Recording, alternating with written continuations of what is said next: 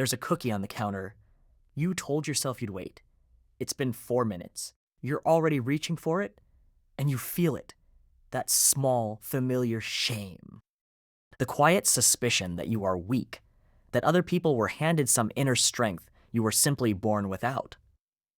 But the real answer is far stranger. Your willpower was never really a measure of your character. It was a bet your brain placed on the world, long before you were old enough to remember placing it. To understand that bet, you have to go back to a small room at Stanford University in the late 1960s. A psychologist named Walter Mischel sat a 4-year-old child at a table.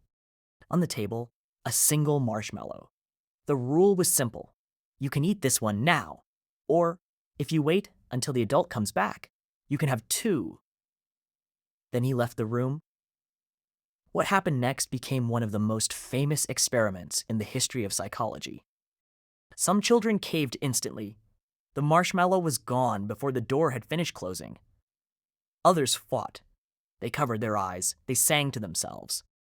They turned their backs on the table and kicked their legs and waited, sometimes for a full 15 minutes, for a reward that must have felt impossibly far away. Years later, Mischel tracked those same children down, and the pattern he found seemed startling. The kids who had waited longer appeared to be doing better. Higher test scores, healthier weights, sharper focus, fewer problems. The story wrote itself. Willpower, it seemed, was a gift. Some children had it, some didn't, and the ones who had it went on to win at life. You have probably heard this version. It is comforting and it is clean. It tells you that success is a matter of self-control, and that self-control is something you either master or you don't. It became a lesson taught to parents. Teach your child to wait, and you set them up to win. Fail, and you have already lost them. An entire industry grew around the idea that willpower was a muscle a 4-year-old either had or did not. But here is where the story starts to bend. Because a marshmallow on a table is not really a test of willpower. It is a test of something else entirely. It is a test of trust. In 2012, a researcher named Celeste Kidd ran a clever twist on the old experiment. Before the marshmallow test even began, she split children into 2 groups. In the first group, an adult made the child a promise, then broke it. Better art supplies are coming, they said. Nothing ever arrived. In the second group, the adult made a promise and kept it, every single time. Then came the marshmallow. The children who had been lied to waited, on average, about 3 minutes before giving in. The children who had learned the adult was reliable waited 4 times longer. Sit with that for a moment. The same age, the same marshmallow. The only thing that changed was whether the world had proven itself trustworthy in the last 10 minutes of that child's life. So what looks like weakness might not be weakness at all. A child who grabs the marshmallow immediately may not lack self-control. That child may have learned, correctly, that a promise of more later is a promise that often breaks. Eating now isn't impulsive. It's rational. Picture 2 children at the same table, facing the same soft white marshmallow. One of them lives in a home where dinner comes at the same time every night, where the word soon means soon. The other has heard soon 1,000 times and watched it mean never. Ask yourself which child should trust the stranger who just walked out the door. The waiting child isn't braver. The waiting child is simply betting on a world that has, so far, kept its word. And this is the part that quietly reframes everything. Think about who learns that the world is unreliable.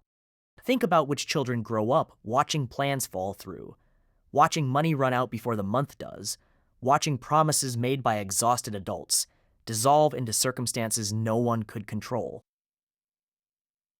The marshmallow test was never measuring some pure inner virtue. It was measuring a child's entire history of the world up to that moment. It was measuring their environment, their stability, their trust, things that were largely decided for them, not by them.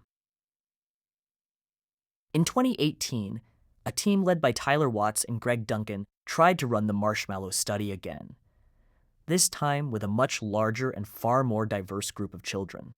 And when they accounted for the family a child came from, their income, their mother's education, the shape of their home, most of the magic disappeared. The link between waiting and later success shrank dramatically. Much of what had looked like willpower turned out to be something quieter and sadder. It turned out to be advantage, wearing willpower's clothes. So the child who waited may not have been stronger. That child may simply have been safer. Now bring this into your own life. That cookie on the counter, the online cart you couldn't close, the alarm you swore you would obey. You have spent years believing these tiny surrenders say something permanent about who you are. That you lack discipline. That you are broken in some small, unfixable way. But your brain is not weak. Your brain is doing exactly what it was trained to do. Every time a plan collapsed, every time later turned out to be a lie, every stretch of your life where the future felt uncertain, your brain was quietly learning one rule. Take the good thing now. Later is not guaranteed. That is not a flaw. That is a survival strategy written into you by a world you did not choose. And it means willpower is not a fixed amount you were born holding. It is a response.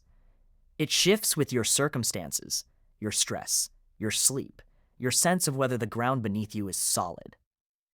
Özlem Ayduk, who worked alongside Mischel for years, helped show that the children who waited weren't gritting their teeth against desire at all. They were using strategies. They distracted themselves. They looked away. They turned the marshmallow into something abstract, a cloud, a picture, anything but food. They didn't have more willpower. They had better tricks, and tricks can be learned. So the next time you reach for the thing you told yourself you would resist, pause. Not to judge yourself. To ask a better question. Not why am I so weak, but what has my life taught me about waiting? Because the answer to that question is not shameful. It is a map. It shows you exactly where the world once taught you that later couldn't be trusted. And it shows you where you now, as an adult, get to teach yourself something new.